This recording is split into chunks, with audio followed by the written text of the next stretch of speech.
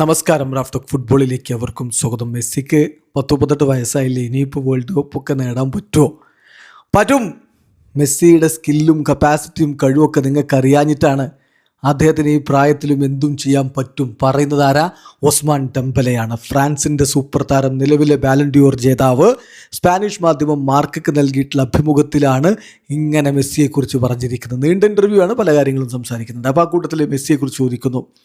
അദ്ദേഹത്തോട് ചോദിക്കും, നിങ്ങൾക്ക് മെസ്സിയെ നന്നായിട്ട് അറിയാലോ, രണ്ടാളും ഒരുമിച്ച് ബാഴ്സലോണയിൽ ഉണ്ടായതാണ്. അതുകൊണ്ടാണ് ചോദ്യം. നിങ്ങൾക്ക് മെസ്സിയെ നന്നായിട്ട് അറിയാലോ, നിങ്ങൾ വിചാരിക്കുന്നുണ്ട് വീണ്ടും മെസ്സിക്ക് വേൾഡ് കപ്പ് നേടാൻ പറ്റുമെന്ന്, ഇനി ഒരു വേൾഡ് കപ്പ് സാധ്യമാണെന്ന്? അപ്പോൾ അദ്ദേഹത്തിൻ്റെ മറുപടി, തീർച്ചയായിട്ടും ഞാൻ വിശ്വസിക്കുന്നുണ്ട്. അദ്ദേഹത്തിന് ഏത് ട്രോഫിയും എപ്പോഴും നേടാൻ പറ്റും. ഞാനത് കൃത്യമായിട്ട് ബാഴ്സലോണയിൽ വെച്ച് കണ്ടതല്ലേ. അപ്പോൾ വീണ്ടും ചോദിക്കുകയാണ്, പക്ഷേ ഇപ്പോൾ അദ്ദേഹം കഴിഞ്ഞ തവണത്തെ പോലെയല്ല, 4 വയസ്സ് കൂടി. അപ്പോൾ ഡെംബലെയുടെ മറുപടി, അതിലൊരു കാര്യമില്ല. വയസ്സ് കൂടിയത് കൊണ്ട് ഒന്നും മാറുന്നില്ല. മെസ്സി ഞാൻ ഇന്ന് വരെ കണ്ടതിൽ ഏറ്റവും മികച്ച താരമാണ്. എക്കാലത്തെയും ബെസ്റ്റായിട്ട് ഞാൻ കാണുന്നയാൾ. അദ്ദേഹം ഇപ്പോഴും വളരെ ഡേഞ്ചറസ് തന്നെയാണ്. അദ്ദേഹത്തെ തടയുക, ഈ 38-ാം വയസ്സിൽ അദ്ദേഹത്തെ തടയുക എന്നുള്ളത് പോലും ബുദ്ധിമുട്ടുള്ള കാര്യമാണ്. ഒരു പക്ഷേ അദ്ദേഹത്തിൻ്റെ പ്രായം 38 ആയിട്ടുണ്ടാവും, പക്ഷേ ഓൾവേസ് അദ്ദേഹത്തിന് ആ ക്വാളിറ്റീസ് അവിടെ ഉണ്ടെന്ന കാര്യം മനസ്സിലാക്കുക.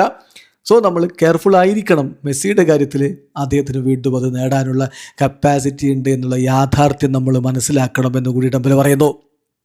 ഡെംബലയോട് മറ്റൊരു ചോദ്യം, ഈ വേൾഡ് കപ്പിലെ ഫേവറിറ്റ്സ് ആരാണ്? സ്പെയിനല്ലേ വേൾഡ് കപ്പിലെ ഫേവറിറ്റ്സ്? സ്പാനിഷ് മാധ്യമമാണ് മാർക്ക്, അതുകൊണ്ടാണ് ചോദ്യം. അപ്പോൾ അദ്ദേഹത്തിൻ്റെ മറുപടി, തീർച്ചയായിട്ടും സ്പെയിന് ഫേവറിറ്റ്സ് ആണ്. അവർ നിലവിലെ യൂറോപ്യൻ ചാമ്പ്യൻസ് ആണ്. ബട്ട് മറ്റ് ഫേവറിറ്റുകളും ഉണ്ട്. അവരുടെ കൂട്ടത്തിലാണ് സ്പെയിൻ. അങ്ങനെ ഞാൻ കാണുന്നുള്ളൂ. നമുക്ക് അർജൻറ്റീന കറണ്ട് വേൾഡ് ചാമ്പ്യൻസ് ആണ്. ജർമ്മനി, പോർച്ചുഗൽ, ഇംഗ്ലണ്ട്, ഇവരെല്ലാം വളരെ സ്ട്രോങ് കണ്ടൻറ്റേഴ്സാണ്. സോ ഇവരെല്ലാം ടോപ്പ് ടീമുകളാണ്. അതുകൊണ്ട് തന്നെ നമ്മൾ എല്ലാവരെയും കുറിച്ച് നല്ല രൂപത്തിൽ ശ്രദ്ധാലുക്കളായിരിക്കണം. ഞങ്ങൾ പിന്നെ ഒരർത്ഥത്തിൽ ഇവരോടൊക്കെ ചേർക്കുമ്പോൾ ഞങ്ങൾ അണ്ടർഡോഗ്സ് ആണ് എന്നുകൂടി അദ്ദേഹം പറയുന്നുണ്ട്. വീഡിയോ അവസാനിക്കുന്ന ഫുട്ബോൾ ലോകത്തെ കൂടുതൽ വിശേഷങ്ങളുമായി റാഫ്റ്റോക്സ് എടുത്താം.